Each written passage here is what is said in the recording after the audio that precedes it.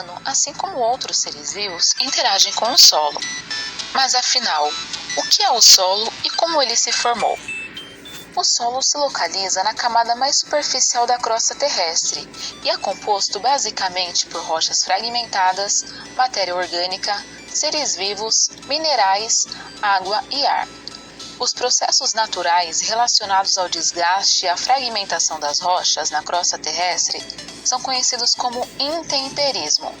Ele pode ocorrer em razão de variações de temperatura, da ação da água, do vento, dos seres vivos e outros fatores.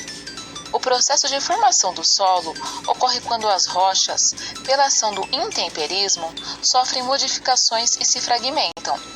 Ao mesmo tempo, a matéria orgânica, a poeira e os sais minerais, trazidos pelo vento e pelas chuvas, se misturam aos fragmentos de rochas. Além dos fragmentos de rochas e da matéria orgânica, o solo apresenta seres vivos que nele habitam. Mas então, todos os solos são iguais? Não. Conforme suas características, nós temos tipos diferentes de solos, como por exemplo, solo orgânico, solo arenoso e solo argiloso. As características que definem os tipos de solo são cor, textura, porosidade e a permeabilidade. Então vamos lá. Os solos podem apresentar colorações diferentes, podendo ser mais escuros ou mais claros, dependendo do principal componente que o compõe. Já a textura do solo está relacionada ao tamanho das partículas que o compõem. Geralmente, quanto menores as partículas do solo, mais elas se agregam.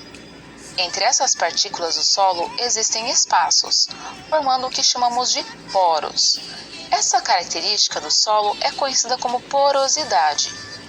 Já a permeabilidade está relacionada com a capacidade de o solo deixar passar água e ar entre seus poros. Quanto mais permeável o solo, mais rapidamente a água passa por seus poros. Assim, a permeabilidade do solo também está relacionada à porosidade. Quanto maiores o tamanho e a quantidade de poros, mais permeável será o solo.